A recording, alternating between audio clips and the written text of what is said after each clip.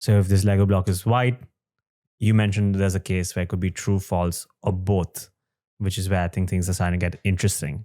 So let's introduce paraconsistent logic. What is paraconsistent logic or dialetheism? Well, you've got to distinguish between paraconsistent logic and dialetheism. They're related, and I'll explain how, but they're quite different things. Okay. So let's start with paraconsistency. Come back to classical logic. There's a principle of inference. Nowadays, it's usually called explosion, though it has various medieval names, which sound much more esoteric, like ex falso quodlibet sequitur. Okay. But what it says is, if your premises are contradictory, then everything follows. So if I reason from contradictory premises, any conclusion I draw is good.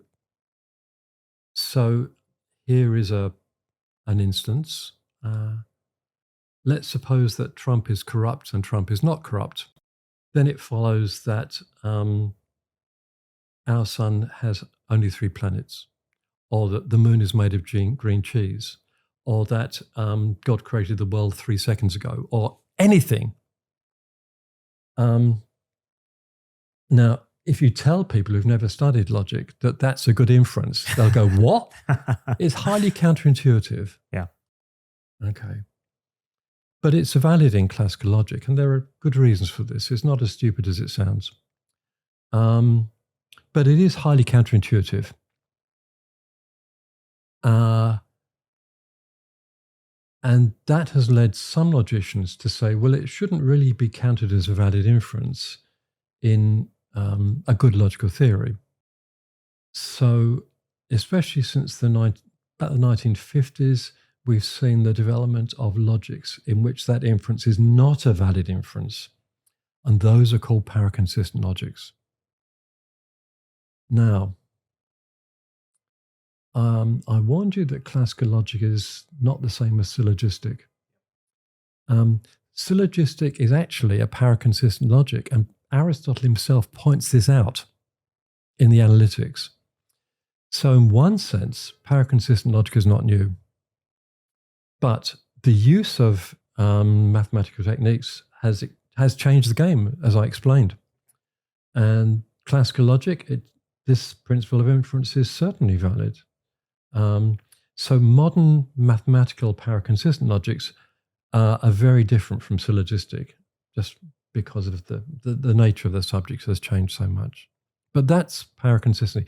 Paraconsistency is the study of logics where contradictions do not entail everything. Okay. So paraconsistency is something to do with logic about what follows from what and why. Dialetheism is the view that some contradictions are true. So it's not a view about logic, it's a view about truth and what makes things true and what kinds of things are true. Okay. And dialetheism has been highly unorthodox since Aristotle. So Aristotle's logic is paraconsistent, but he certainly wouldn't have had a bar of this thought that some contradictions are true. That's called the law of non-contradiction, and it's been high orthodoxy in Western philosophy. There are a few arguable exceptions, but most Western philosophers have accepted it. The story in the East is a bit different, but again, let's stick to the West for the moment.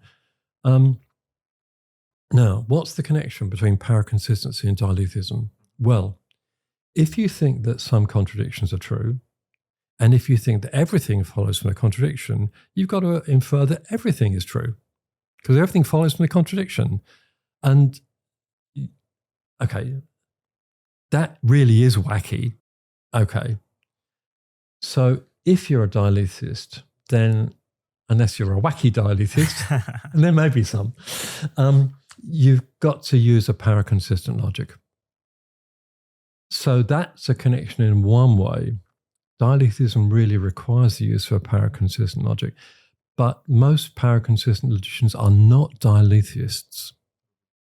They think there's something wrong with the inference of explosion, maybe on grounds of relevance. There's got no connection between the premises and the conclusion, right? There's no connection between the premise that Trump is corrupt and not corrupt and the conclusion that the Earth has, or the Sun has 3 planets. There's just no connection. Yeah. And traditional wisdom in logic has always been there's got to be some kind of connection between the premises and the conclusion.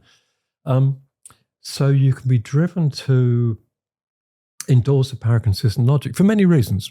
And one of those is the fact that there is no relevance between the premise and conclusion. So, as I said, many paraconsistent logicians are not dialetheists. So, dialetheism requires paraconsistency, but it does not go the other way. Okay, so that's the sort of basics of an answer to your question.